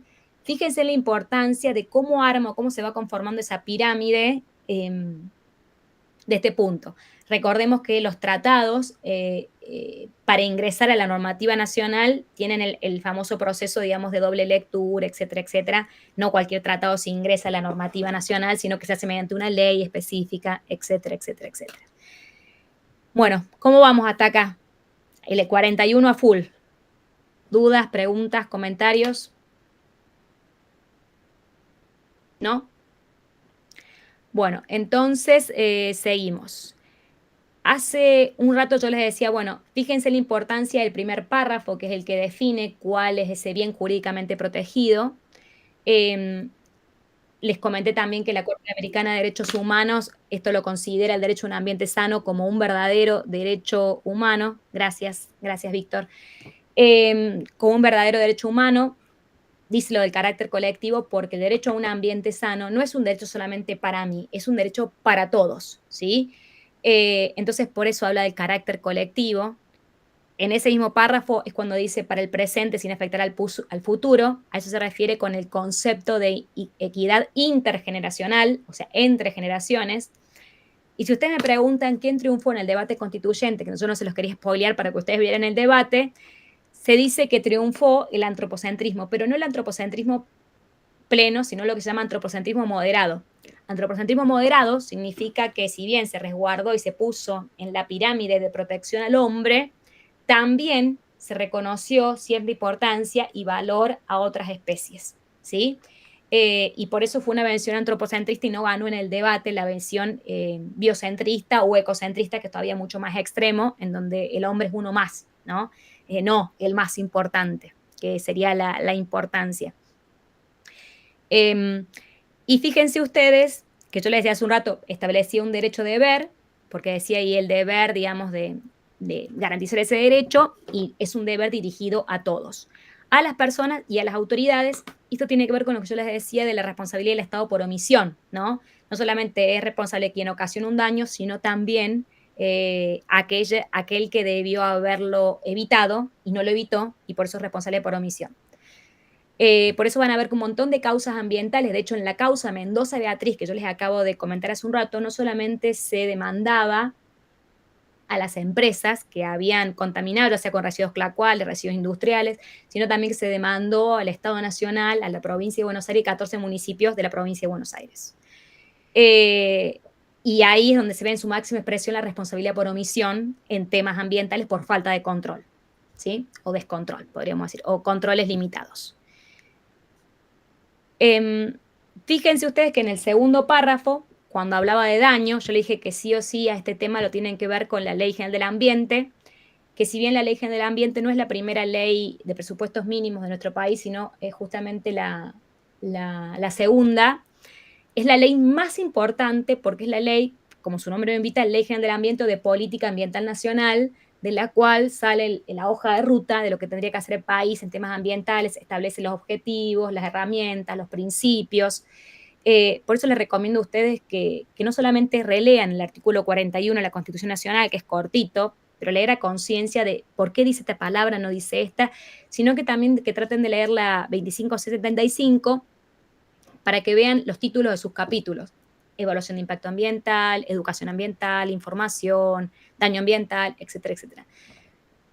¿Se acuerdan que recién decíamos, dice, el daño al ambiente genera prioritariamente la obligación de recomponer? Bueno, pero ¿qué es un daño ambiental?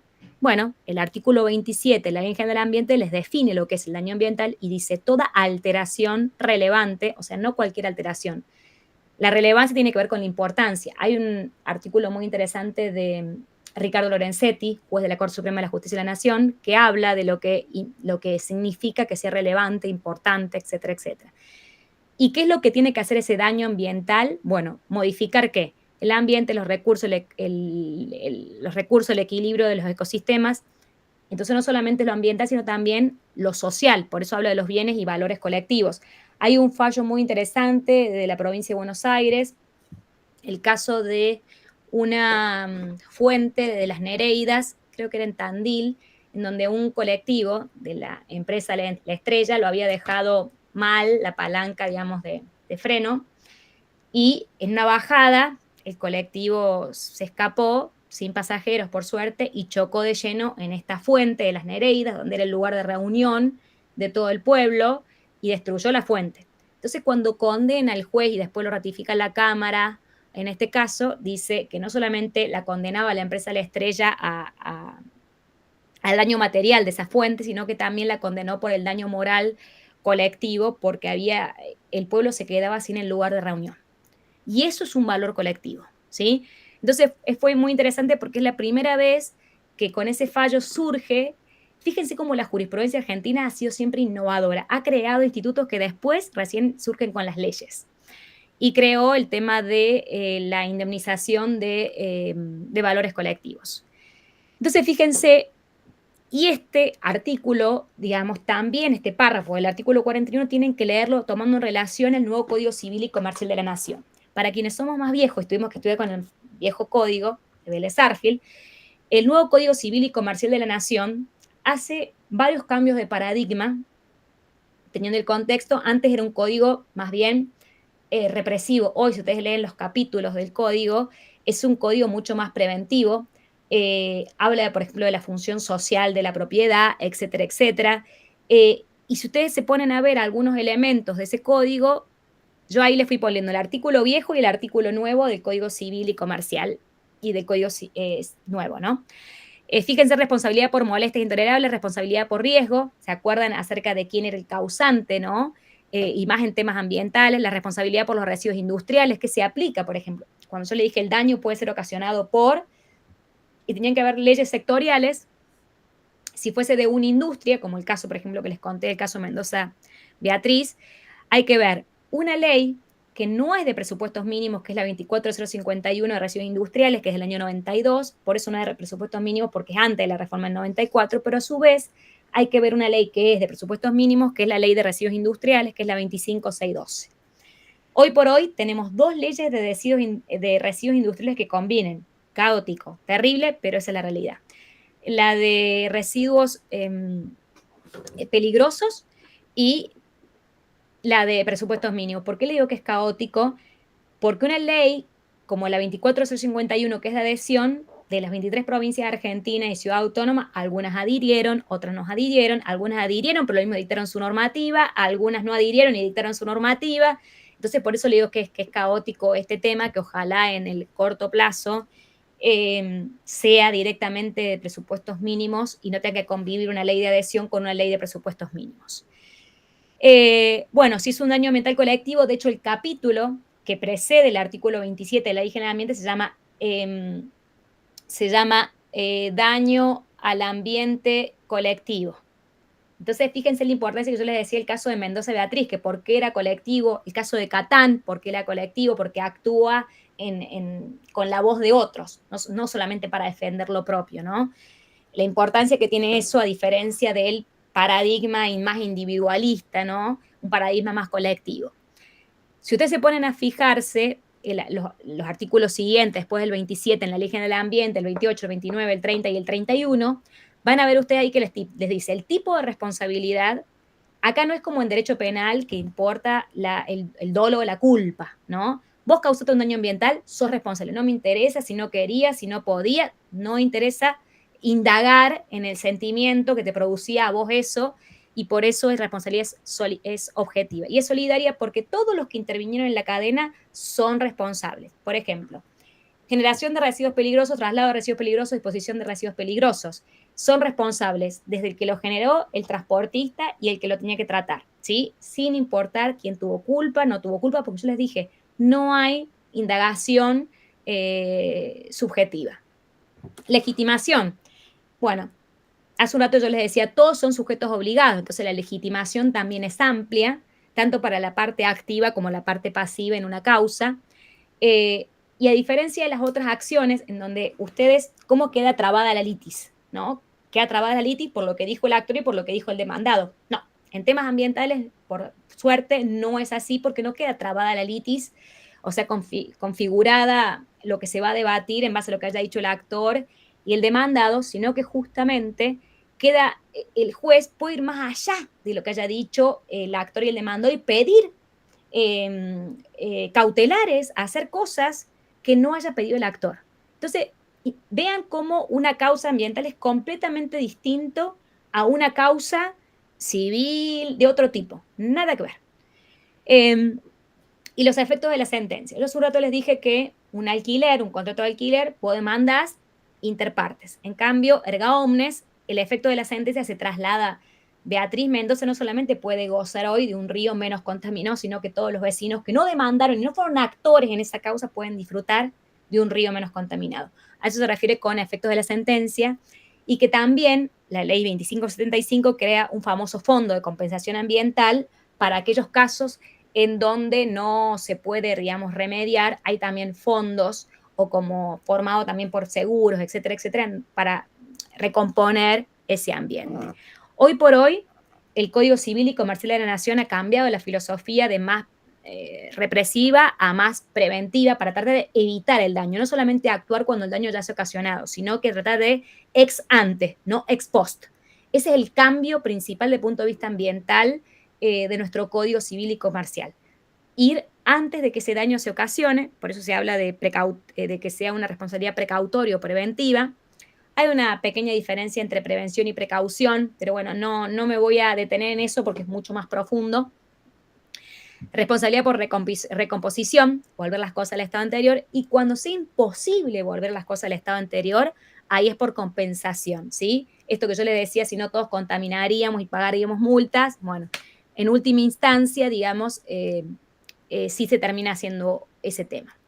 Y el tema de la responsabilidad indemnizatoria, hace un rato yo les conté el caso del fallo de La Estrella, y les comenté que el juez condenó a la empresa La Estrella a pagar los valores colectivos. Bueno, eso tiene que ver con la responsabilidad indemnizatoria. Entonces vemos que hay diferentes tipos de responsabilidades ante un daño ambiental. Dudas, preguntas hasta acá, porque esto, digamos, que es lo más importante, y más en temas, digamos, también de derecho administrativo. ¿Qué es el daño ambiental? ¿Dudas, preguntas hasta acá?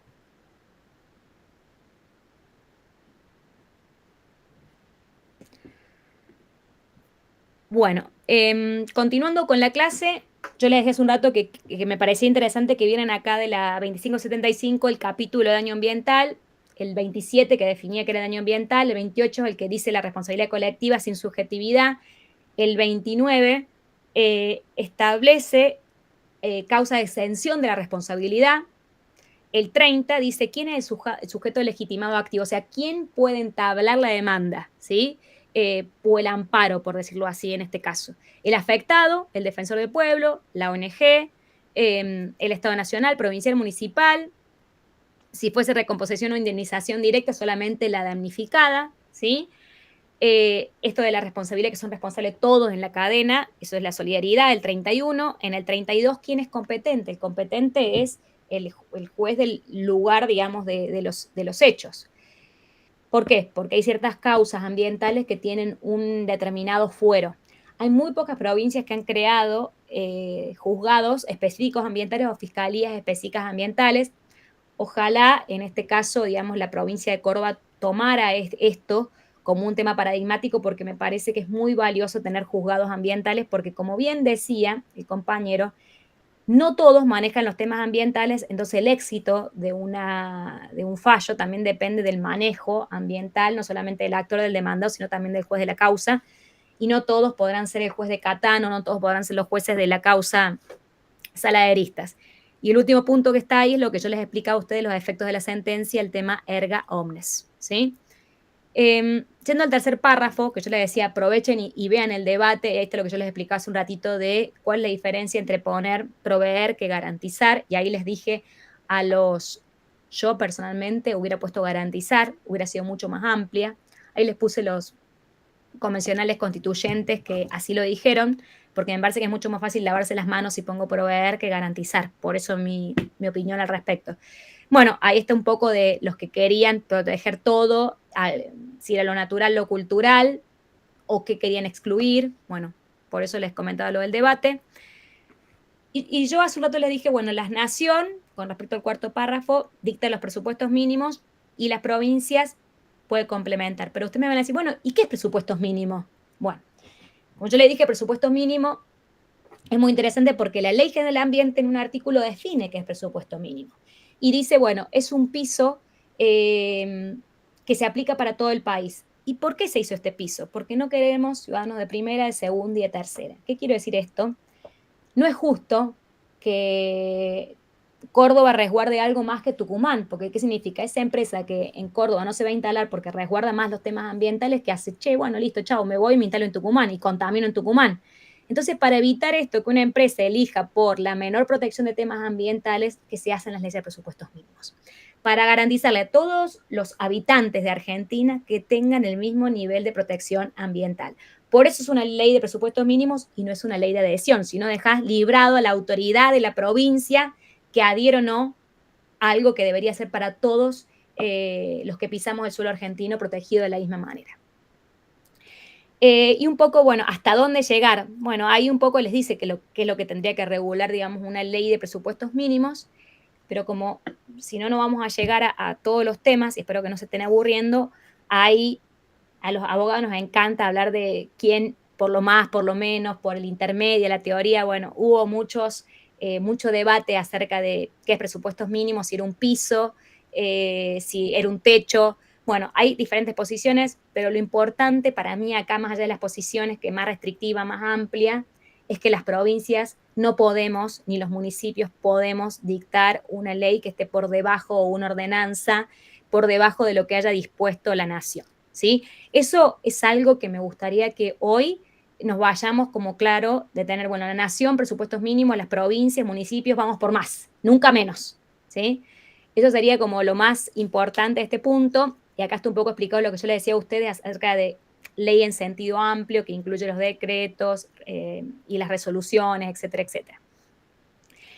COFEMA es una unión, es la Confederación Federal de Medio Ambiente Argentina, que está formada por todos los secretarios de ambiente, todas las provincias, más el de Ciudad Autónoma, más el de la Nación. También trataron de definir qué se entendía por presupuesto mínimo, vieron las leyes que se habían dictado, hicieron recomendaciones de mejoras, etcétera, etcétera. Me parece que es un buen instrumento que lamentablemente en Argentina no se ha utilizado tanto, porque muchas veces algunas cosas que se resolvían en el COFEMA, después cuando las mandaban al Congreso como opiniones para leyes, no eran tenidas en cuenta porque la opinión del COFEMA no es, como decimos los abogados, vinculante, o sea, no es que si COFEMA, donde teóricamente uno esperaría que al estar los secretarios de Ambiente son los que más saben de temas ambientales, no era tenido en cuenta en el Congreso cuando se debatía algún tema ambiental. ¿Cuáles son las leyes de presupuestos mínimos que hasta hoy el Congreso de la Nación Argentina ha dictado? Yo les dije año 94 y les dije las primeras leyes de presupuestos mínimos año 2002. Fíjense que en el 2002 fue un año muy productivo.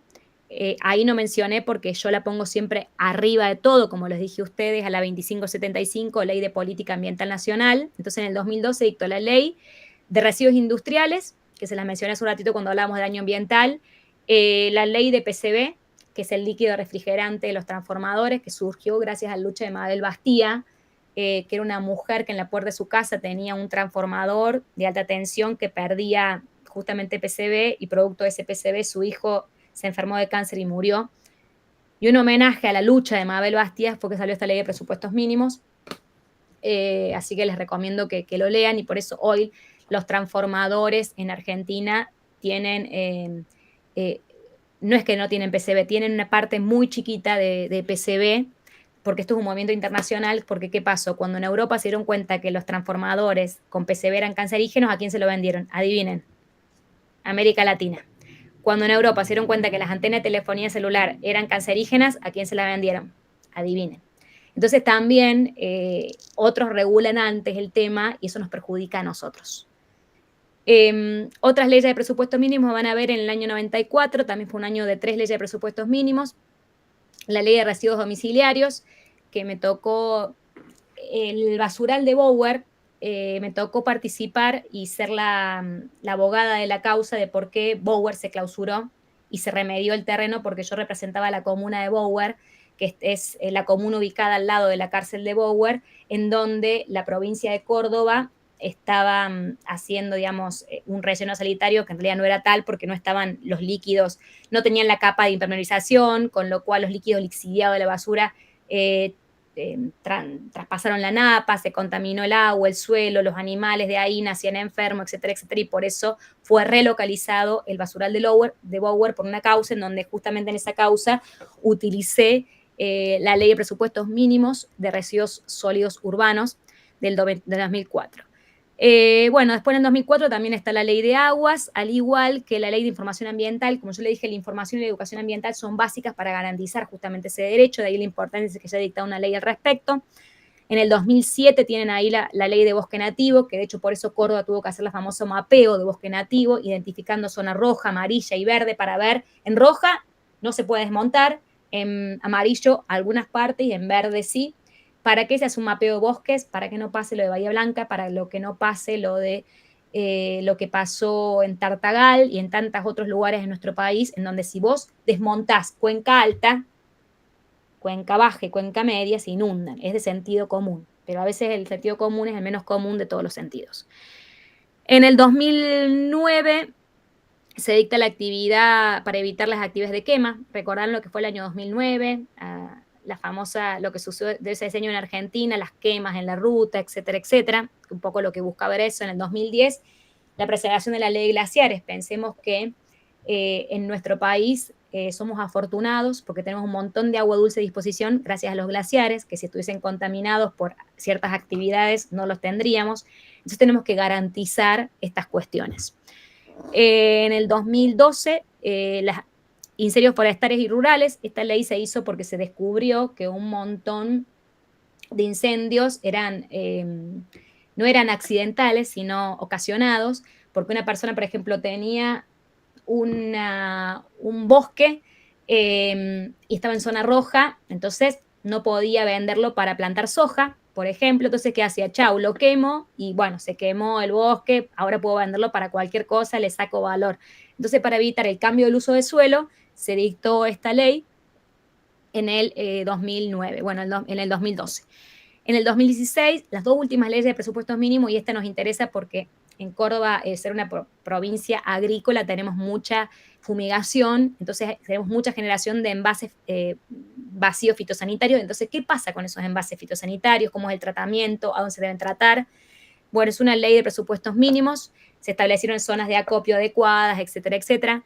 Y la última ley de presupuestos mínimos de nuestro país es del 2019, que es la ley justamente que habla de las acciones de adaptación y mitigación frente al cambio climático, que fue producto también de todo un contexto. Ese año justo se declaró también la ley de emergencia climática en Argentina, etcétera, etcétera. Este es el panorama normativo de cuáles son las leyes que tenemos a disposición. No sé si las conocían, si no, si alguna vez las habían aplicado. Bienvenidos los comentarios al respecto sobre esto. Pero estos son el panorama de todas las leyes que tenemos. Tenemos varias. A veces el problema en Argentina no es que no tengamos leyes, sino que no las cumplimos. Algunas nos faltan, todavía un montón de proyectos de ley sobre otras leyes de presupuestos mínimos. Yo participé en el 2011 en la redacción del proyecto de ley de presupuestos mínimos de radiación ionizante. No llegamos a buen puerto. Tuvimos muchísimo debate, pero en ese momento quien era secretario de Ambiente y de Salud de nuestro país dijo que era muy rigurosa y que pobre las empresas de telefonía, que teníamos que resguardar el tema económico y no el tema sanitario. Secretario de Salud lo dijo. Nada, comentarios así al pasar de lo que ha pasado en nuestro país, de por qué tenemos las leyes que tenemos y los lobbies que hacen las empresas. Bueno, un poco acá para que se vea algo que me parece re interesante del nuevo Código Civil y Comercial acerca de si yo tengo un derecho individual de ejercer una industria, como los saladeros, ¿no? Y tenemos el derecho a un ambiente sano, ¿quién gana? El famoso Pedro J. Frías, constitucionalista, cordobés, él hablaba de la ponderación que tenía que hacerse y de que había derechos que eran más valiosos que otros derechos, pero eso dependía y ese análisis lo tenía que hacer el juez. Para que el juez no tenga pobre que ponerse a hacer ese análisis y decir, che, gana un derecho colectivo o un derecho individual, aparece el artículo 240 del Código Civil y Comercial de la Nación, en donde dice que entre un derecho individual y un derecho colectivo ganan los derechos colectivos. Entonces, hoy por hoy, ya no es que depende de la interpretación de los jueces y demás, sino que simplemente tiene que leer y aplicar el artículo 240 del Código Civil y Comercial de la Nación. Les recomiendo que lo lean, es muy interesante el artículo. Y bueno, acá está un poco qué hace la nación, las provincias, los municipios, que yo creo que ya ha quedado claro y redundante. El deslinde de competencias. Antes de la reforma del 94, ustedes saben que la nación dictaba, se acuerda, el Código Civil, el Código Comercial, el Código Penal, el Código Minero, y con esto del 94 aparece esta nueva delegación que dicta también las leyes de presupuestos mínimos. Recordemos también cuando uno ve el artículo 75, que es el que la competencia del Congreso de la Nación habla de cosas que terminan influyendo también en cuestiones ambientales, regular el comercio, proveer el desarrollo humano, derecho indígena, etcétera, etcétera. Hay un montón de cuestiones que son de temas de derechos ambientales, el tema de la creación de los parques nacionales y demás. Todo es un contexto y uno tiene que leer como un cuerpo orgánico esa Constitución para poder aplicarla correctamente. Bueno, acá está el tema de lo que decía el 41, las jurisdicciones locales, obviamente se está refiriendo a los municipios, ¿sí? Y por eso los municipios pueden y deben hacer y disponer sobre el uso de suelo, porque son los primeros que están al lado del vecino y tienen que garantizar el correcto uso de suelo y las actividades como están reguladas.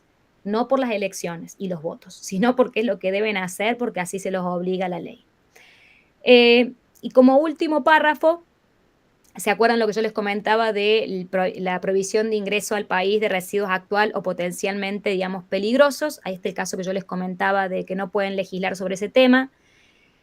¿Y cómo garantizamos este derecho y cómo lo llevamos a la práctica? ¿Qué pasa si nosotros vemos que ese derecho no lo podemos llevar a la práctica? ¿Mediante qué acción judicial? Bueno, el artículo 43, también incorporado con la reforma del 94, dice toda persona, fíjense la amplitud que dice toda persona, no dice quién, hablando de sujeto legitimado, por eso la legitimación en temas de amparo ambiental es amplia, ¿sí?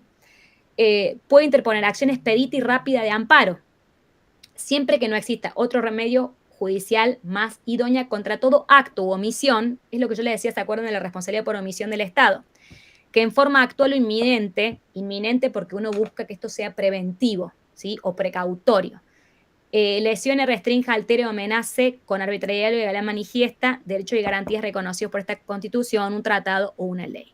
¿Quién puede interponer esto? Bueno, ahí está, fíjense ustedes, en cualquier forma de discriminación, los derechos que protejan el ambiente, y ahí menciona específicamente el ambiente, ¿sí? Y quiénes pueden hacerlo, y después menciona el usuario y el consumidor, así como los derechos de incidencia colectiva en general, el afectado, el defensor del pueblo, las asociaciones registradas, no cualquier asociación, porque ¿qué pasa? Muchas empresas, como sabían que estaban haciendo algo mal, creaban una ONG y se autodemandaban. ¿Para qué? Para presentar prueba muy mala y ganar. Y como nos bis in idem, el juez no puede fallar 2 veces por temas ambientales sobre lo mismo. Entonces las empresas muchas veces, a veces creaban una causa ambiental inventada para que después no pudiera ser demandado con la prueba adecuada. Entonces también por eso habla de que se ve la historia de la asociación, etcétera, etcétera. Este es un tema realmente muy interesante y hay un montón de casos en este punto en el país por demás interesante. Pero bueno, para llegar a tiempo y que nos quede tiempo para preguntas y respuestas, acá están los legitimados del artículo 43, que yo le dije, tienen que leer el artículo 43 con el capítulo de daño al ambiente, la 2575. Por eso van a ver que la legitimación, o sea, el actor, es muy amplio. Acá estaría el caso de Mendoza Beatriz, defensor del pueblo. Recordemos que Argentina no tiene defensor del pueblo hace un par de años, con lo cual este es un imposible por ahora, porque lamentablemente no tenemos defensor del pueblo. Las acciones registradas y el 43, si uno lo lee junto con la Ley General del Ambiente, cuando ustedes vean en mi presentación LGA, significa Ley General del Ambiente, es el Estado en sus diferentes formas, que puede ser legitimado activo como pasivo.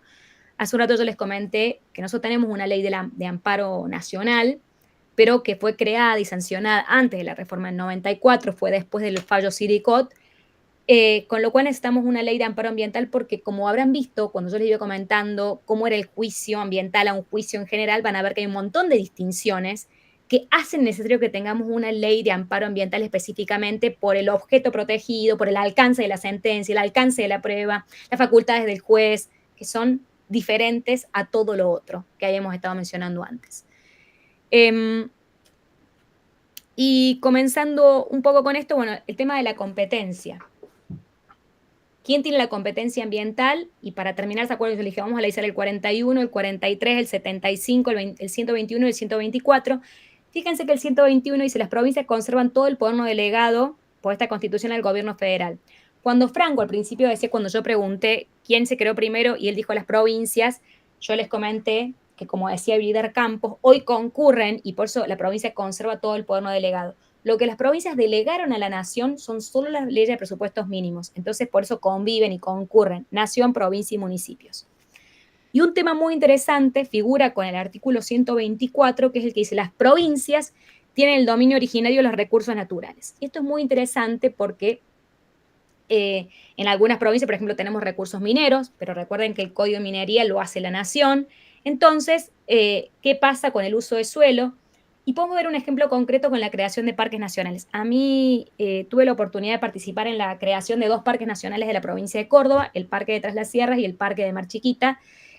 Con otra colega, Río Tercero, Silvana Saninetti, participamos justamente en la creación de estos 2 parques nacionales. Y justamente para la creación de los parques nacionales uno se asienta para la creación de los parques en el artículo 124.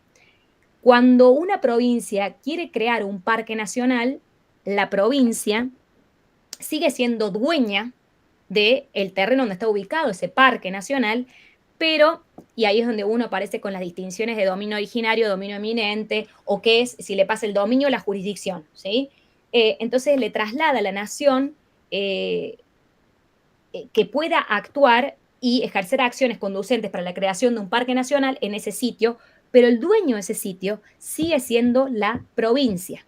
Convive provincia y nación, pero por diferentes motivos, y es por eso que después hay un fallo muy interesante desde el punto de vista tributario acerca de quién tendría que crear los tributos específicos para lugares situados en parques nacionales. Sobre este punto distingue. Entonces recordemos siempre que el uso de suelo, el dominio originario siempre es de las provincias. Hay un artículo muy interesante respecto de Juan José Carvajales, que hizo su tesis doctoral acerca de el dominio originario de las provincias, qué es de las provincias, qué es de la nación, qué es de los municipios, que se lo recomiendo para que lean en profundidad en ese punto.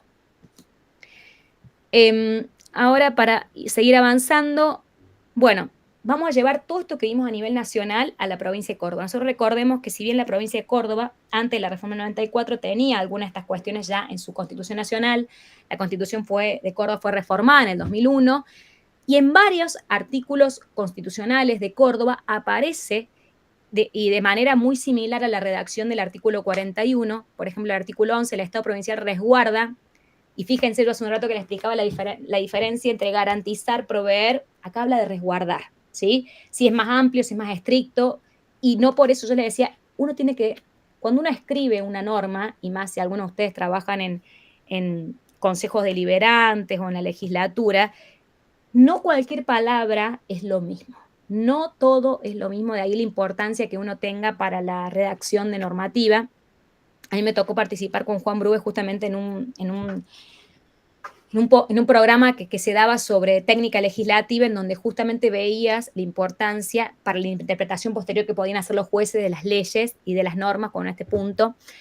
Y acá dice, resguarda el equilibrio ecológico, con lo cual ahí sería igual que la Constitución Nacional, protege el medio ambiente, desde mi punto de vista, tachemos medio, por lo que hablábamos antes, y preserva los recursos naturales. Si uno lee esto, pareciera solo que está enfocado en el ambiente natural y no el cultural, pero otras normas complementarias de la Constitución Provincial hablan del patrimonio cultural, con lo cual no habría problema. Fíjense que en el artículo 66 de la Constitución Provincial vemos que la legitimación o el derecho es amplio, porque dice toda persona, igual que lo hacía la Constitución Nacional nuestra, tiene un derecho a gozar un medio ambiente sano. Dice, bueno, en eso es igual, podríamos decir que la Constitución Nacional, y que comprende el ambiente físico y social. Bueno, ahí vemos cómo le hace el aditamento que yo le decía antes cuando les hablaba del ambiente natural o el ambiente cultural. Y fíjense que es muy interesante porque la Constitución de Córdoba menciona algo que otras constituciones de las provincias argentinas no lo han hecho, menciona específicamente la salud. Igual que después en la Ley de Evaluación de Impacto Ambiental de Córdoba se menciona también la salud. Me parece que es muy interesante porque entonces cuando se hace un estudio de impacto ambiental se tiene que ver parámetros sanitarios al momento de, digamos, permitir o no una determinada obra con impacto. Menciona, van a ver que es muy amplio, simplemente para que después traten de ver estos artículos, el 11, el 66, el 68, que se entiende por recursos naturales en la provincia de Córdoba, y después qué es lo que tiene que hacer el Poder Legislativo, o sea, la legislatura de la provincia de Córdoba, qué es lo que le corresponde, sobre qué puede regular, etcétera, etcétera. Sabemos que esto que haga el Poder Legislativo Provincial no puede estar por debajo de la ley de presupuestos mínimos de la Nación, ¿sí? Esto no lo dice, pero es así por lo que hablábamos antes de la Constitución Nacional del párrafo 4. Bueno, fíjense ustedes entonces ahora, los municipios, que son los más cercanos al vecino, ¿sobre qué pueden regular? Fíjense, y le marqué todo lo relacionado a temas ambientales, y por eso ahí vemos lo que Silvia dar Campos de la competencia concurrente en la 186, de lo que pueden hacer los municipios y las comunas de Córdoba.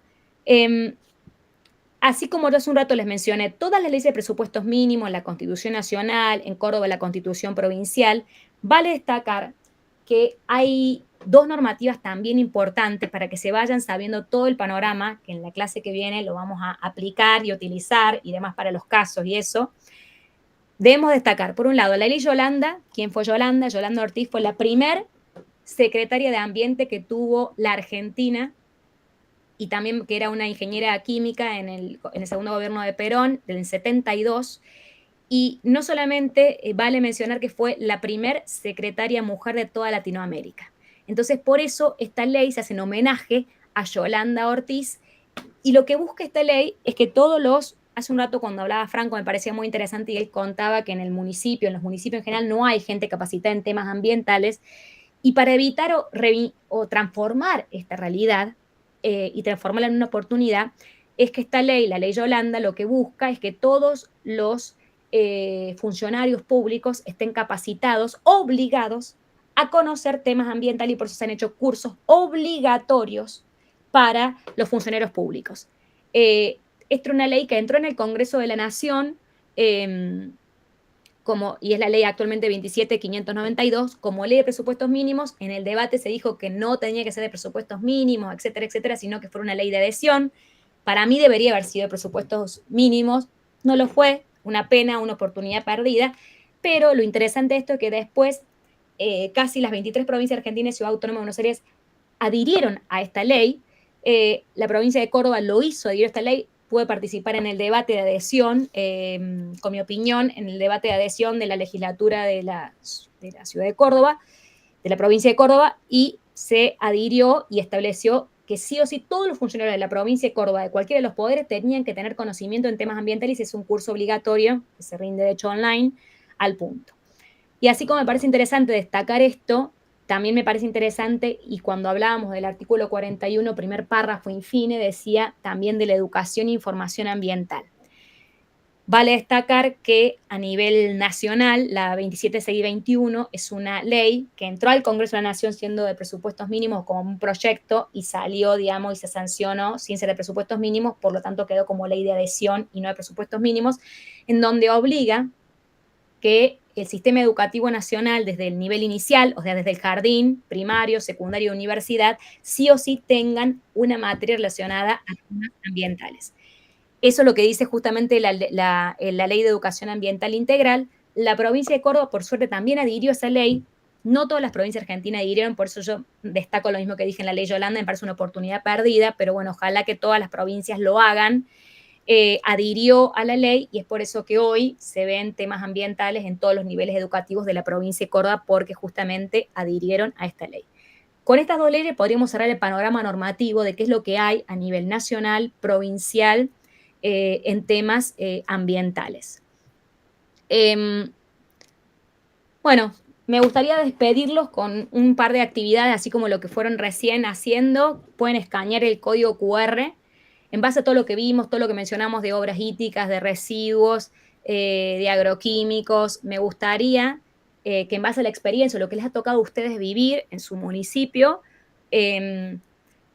voten, escaneen ese código QR. Si no, hay Nancy les va a pegar también ahí en el chat el link, si no lo pueden escanear, para que piensen qué temática les parecería que debería regularse, que no se regula actualmente, pero que sí debería regularse en una ley provincial, si trabajan en un ámbito provincial o si trabajan en un municipio mediante una ordenanza. Piensen ustedes. Gracias, Nancy. Ahí les compartió Nancy en el chat para que accedan, si no, directamente a través del link que tienen en el chat. Piensen ustedes qué es lo que debería regularse.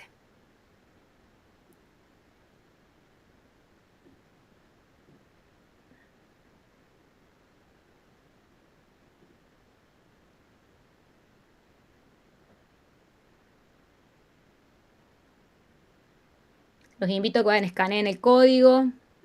Si no, pueden entrar en el link.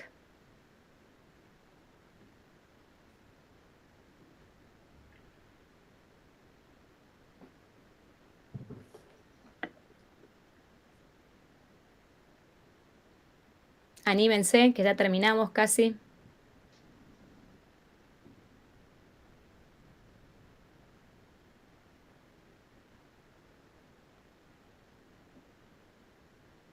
Agua, algo cultural, antenas.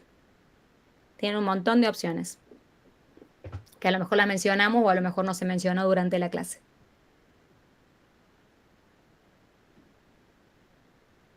Contaminación lumínica, excelente punto, Franco. Respondo por acá porque no puedo ingresar para contestarlo, no sé cómo. Ah, bueno, dale, no hay problema. Ahí veo que fueron poniendo algunos compañeros: contaminación del océano, educación y cultura, contaminación del aire, residuos, tratamiento, contaminación sonora. Bueno, justamente de temas de contaminación lumínica y contaminación sonora no hay a nivel nacional ley, así que me parece interesante. De educación y comunicación ambiental no hay tanto tampoco, así que está bueno. Contaminación de aire, y más en Río Tercero debería haber una norma específica que establezca los máximos permitidos de determinados gases, ¿sí? Así que bueno, gracias ahí por los aportes de todos. Muchos de esos temas los vamos a estar tratando la clase que viene con ejemplos concretos de ordenanzas que han resguardado esos temas. Y para despedirnos, simplemente, para tenerlo en cuenta para las próximas clases que me quedan con ustedes, es qué les pareció la clase. Esto es anónimo, total, así que pueden poner lo que quieran, que si les gustó o no les gustó, si les parece que faltó algo para que lo agreguemos a las clases que viene, también son bienvenidos, pueden escanear, y si no, hay Nancy les va a compartir en el chat el último link para que puedan participar y votar, y yo lo voy a tener en cuenta para... Ah, mirá, astroturismo, qué interesante, Franco. para que pueda yo tenerlo en cuenta para la clase que viene. Muchas gracias, todos lindos comentarios, así que bueno, gracias por eso.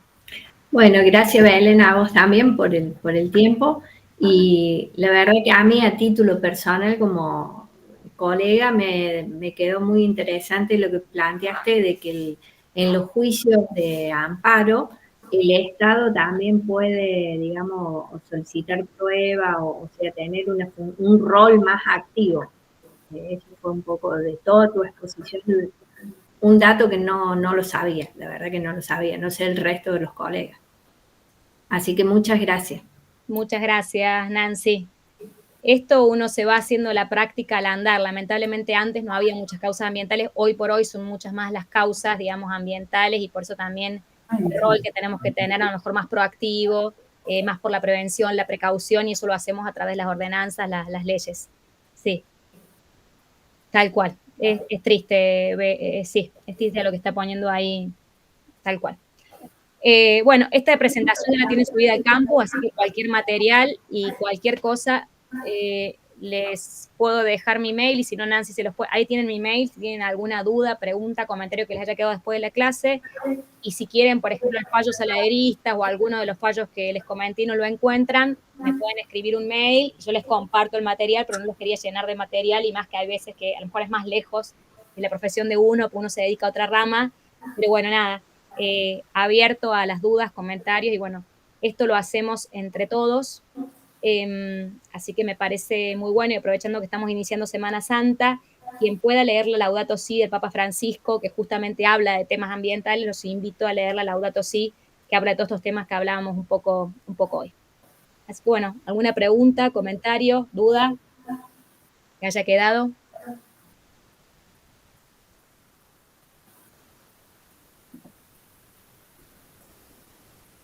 Bueno, parece que todos hemos entendido.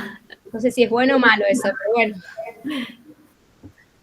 Bueno, muchas gracias a todos. Gracias, Claudia. Bueno, gracias a todos. La clase que viene la voy a compartir con Natalia Langer. Natalia Langer es otra docente que fue por muchos años encargada de la policía ambiental ahí en Córdoba, así que tiene mucha experiencia de campo en temas de flora y fauna en la provincia de Córdoba, así que va a ser sumamente rica la clase de Nati para aprovechar quienes quieran dedicarse a esos temas o llevarlos a bajarlos al llano, como digo yo.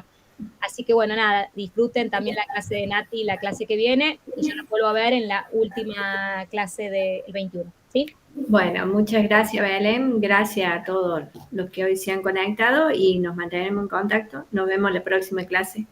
Muchas gracias a todos ustedes. Chau, chau. Nancy, tengo una consulta. Para contestar recién ahí por el link que pasa, ¿no hay que loguearse? Porque... Entendería que sí, Franco. Ah. Tenés que loguearte y después es como que ingresas y podés responder la encuesta. Cualquier cosa, si no, después me escribís al WhatsApp.